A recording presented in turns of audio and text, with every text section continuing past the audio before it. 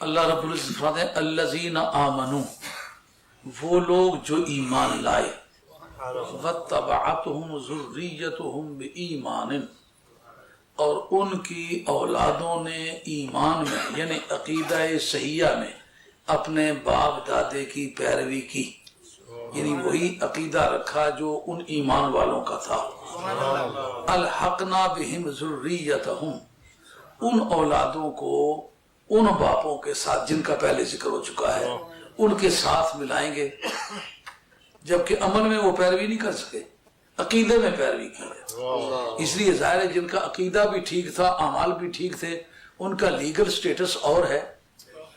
ان کا عقیدہ وہی ہے مگر اعمال ان کے ٹھیک نہیں ہیں، ان اعمال کی کمی کے ہوتے ہوئے ان کو اٹھا کے اپنے باپ دادے کی کلاس میں لے جائیں گے۔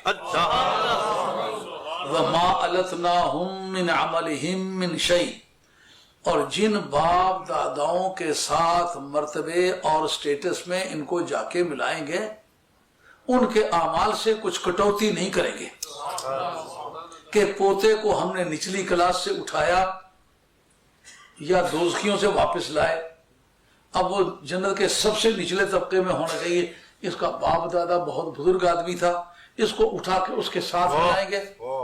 جب اس کے ساتھ ملائیں گے تو کیا اس باپ دادے کی جو کیپٹل فنڈ ہے، راس المال ہے، اس پر اثر پڑے گا؟ کہ نہیں پڑے گا، اس سے کچھ کٹوتی نہیں کریں گے، پھر تو تاجر ہوئے، خدا ہونے کا زمانہ کچھ نہیں۔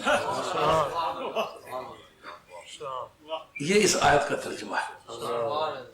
سب سے پہلی بات کا ذکر ہونا کہ الذین آمنو، وہ لوگ جنہوں نے عقیدہ صحیحہ پایا ہے، اس کے بعد اعمال ان کے بھی ذکر نہیں کیے، جس کا مقصد یہ ہے کہ دراصل عقیدہ ایک بنیادی کردار ہے۔ جو کچھ پڑھا اس کا نام کیا ہے؟ نماز جنازہ۔ یہ آپ نے پڑھی ہے، میت نے پڑھی ہے؟ جی ہم نے پڑھی ہے۔ میں نے کہا میت کے لیے فائدہ مند سمجھ کے پڑھی ہے، نقصان دہ سمجھ کے پڑھی ہے؟ فائدہ مند سمجھ کے۔ یہ پڑھی آپ نے ہے، فائدہ اس کے بارے میں عقیدہ رکھتے، تمہاری سمجھ کو اس چیز میں فارغ ہو۔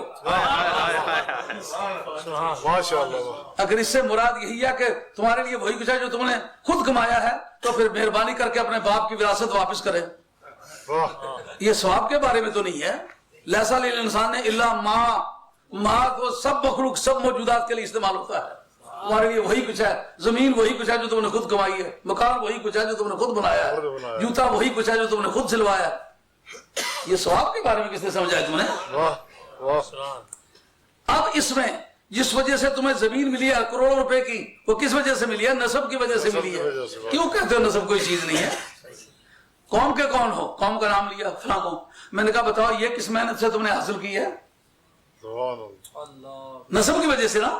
یہ جتنے چودھری بیٹھے ہوئے ہو، یہ چودھری آپ نے بازار سے خریدا یا کہ باپ کی طرف سے ملا ہے؟ اس کا نام کیا ہے؟ نسب ہے۔ یہ جتنے راجے بیٹھے ہوئے ہو، میں پوچھتا ہوں راجہ ہونے کا ٹائٹل بازار سے خریدا ہے کہ کسی راجے کے گھر پیدا ہونے کی وجہ سے؟ مجھ سے کوئی پوچھے یہ سید کہلاتے ہو، سید ہونے کا کہیں منڈی سے کوئی ٹکٹ لیا ہے؟ ایک سید کے گھر پیدا ہوئے ہو، یہ سب چیزیں نسب سے ملی ہیں کہ نہیں ملی؟ قرآن مجید نے بتایا کہ جھوٹا ہے وہ آدمی جو کہتا نسب کسی کام کی نہیں۔ امام ابن عابدین شامی نے 16 رسالے لکھے، اس میں پہلا رسالہ یہ لکھا اور اس رسالے کے اندر پہلی آیت یہ لکھی ہے۔ اس سے ثابت ہے کہ قیامت کے میدان میں نسب سے فائدہ پہنچے گا۔ اب آج تک آپ آل رسول کی جو عزت کرتے ہیں، یہ آیت اس کی شہادت دیتی ہے کہ جس خاندان سے کوئی ہو اس کو خاندانی عظمت ورثے میں ملتی ہے۔ خیارکم فی الجاہلیت خیارکم فی الاسلام اذا فقہوا، فرمایا جو اسلام سے پہلے عزت والے تھے نا، اسلام کے آنے کے بعد بھی وہ عزت والے ہیں۔ ایک مرتبہ انڈیا میں اس پر ایک بورڈ بیٹھا، انڈیا کی تاریخ میں ہے یہ کہ یہ چودھری، راجہ، خان، ملک، راہے، میاں یہ لفظ بولتے ہیں، یہ بولے کہ نہ بولے۔ مذہبی پیشواؤں نے کہا کہ یہ بتلاؤ کہ اس کے اندر کیا معنی سمجھتے ہو؟ کفر کے معنی ہیں، عزت کے معنی ہیں، عتق کے معنی ہیں، کیا معنی؟ انہوں نے کہا یہ عزت والے کلمات ہیں، عزت کے لیے آتے ہیں۔ کہا اس کے اندر کفر کا معنی تو نہیں ہے نا؟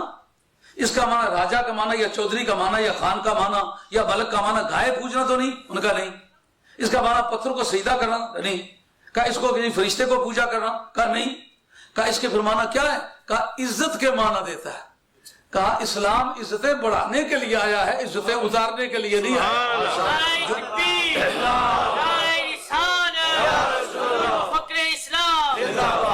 جو عزت کے لیے کلمات استعمال ہوتے تھے وہ آئندہ بھی کرو، تو اب عزت کے کلمات استعمال کرنے کی جب اجازت ہوئی تو ہم سمجھنا چاہیں گے کہ یہ عزت کے کلمات ملے ورثے میں ہیں یا کمائے ہیں؟ نسب کی وجہ سے ملے، اسی کا نام نسب ہے نا، ورثہ نسب کی وجہ سے ملا۔ کفات نکاح میں ہمارے ہاں کفات معتبر ہے کہ نہیں آپ، اس میں نسب پہلے سب سے پہلے آتا ہے نسبن، نسب کی پہلے نسب ہے، بعد میں شہرت ہے، بعد میں عرف ہے، یہ سب چیزیں بعد میں آتی ہیں۔ نکاح کے اندر جو مدار ہے امام حنیفہ کا، وہ حضرت حسن بن زیاد کی روایت ہے، وہ رویہ بطلانہ بلا کفن، غیر کف میں نکاح ہوتا ہی باطل ہے، جس میں ایک کا تو نکاح ہو، بیسیوں کی گردنیں جھک جائیں، گلیوں میں گھومنے سے عاجز ہو جائیں، ماں کسی مجلس میں بیٹھنے سے عاجز ہو جائے، باپ کسی کے سامنے گردن اٹھانے سے عاجز ہو جائے، بھائی مارے مارے پھرے، ایسا نکاح ہے کہ تباہ ہے۔ ہاں اس لیے کفات شرط ہے۔ یہ سب چیزیں کس وجہ سے ملی؟ نسب کی وجہ سے۔ آل بیت رسول صلی اللہ علیہ وسلم کو جو عزت ملی ہے وہ نسب کی وجہ سے۔ اب راجے کو بھی نسبی سے ملے، چودھری کو بھی نسبی سے ملے، میاں کو بھی نسبی سے ملے، فرق کیا ہوا؟ کہا جن سے نسب ملی ہے ان کا فرق دیکھیں گے، جس کا نور سے اعلیٰ جتنا افضل ہے اتنا ہی اس کی عزت زیادہ افضل ہے، چونکہ ثانی مصطفیٰ کائنات میں کوئی نہیں، اس لیے انصاب میں اولاد رسول کا ثانی کوئی نہیں۔ نعرہ تکبیر، نعرہ رسالت، نعرہ حیدری، شان اہل بیت۔ اور امام ابن حجر مکی رحمۃ اللہ نے ایک روایت نقل کی ہے صلاۃ کے بارے میں، اللہم ہؤلاء آل محمد، ہؤلاء آل بیت ہے نا، یہ بھی روایت موجود ہے اور معتبر ہے، غیر معتبر نہیں۔ اللہم ہؤلاء آل محمد فاجعل صلواتک و برکاتک علیہم۔ اس سے وہ درود ابراہیمی میں اللہ مبارک اللہ محمد وعلا آل محمد سے پتہ چلتا ہے کون سے مراد ہے۔ انہی پانچوں پر سرکار نے چادر ڈالی ہوئی ہے، اور چادر ڈال کے فرماتے ہیں اللہم ہؤلاء آل محمد، مولا کریم یہ آل محمد ہے، تو اپنی صلاۃ بھی ان پر بھیج، رحمتیں اور برکتیں بھی ان پر بھیج۔ پتہ چلا کہ درود ابراہیمی کے اندر جس آل کا ذکر ہے اسے یہ لوگ مراد ہے، یہ حدیث مرفوع کی گواہ ہے۔ سمجھے بات؟ اب لفظ صلوات کے بارے میں اس سے زیادہ اثرات لانا مشکل ہے، اور نبی کریم علیہ السلام کی بارگاہ ایسی بارگاہ ہے جس میں سارے فیصلے ہوئے ہیں، آگے مجھے نہیں پتہ چل سکا تو یہ میرے علم کی کمی ہے، آپ کو نہیں پتہ چل سکا آپ کے علم کی کمی ہے۔ مگر یہ بات ضرور یاد رکھیں، مسلمان آج سے پہلے جو تھا نا وہ ہمارے مقابلے میں زیادہ اچھا مسلمان تھا۔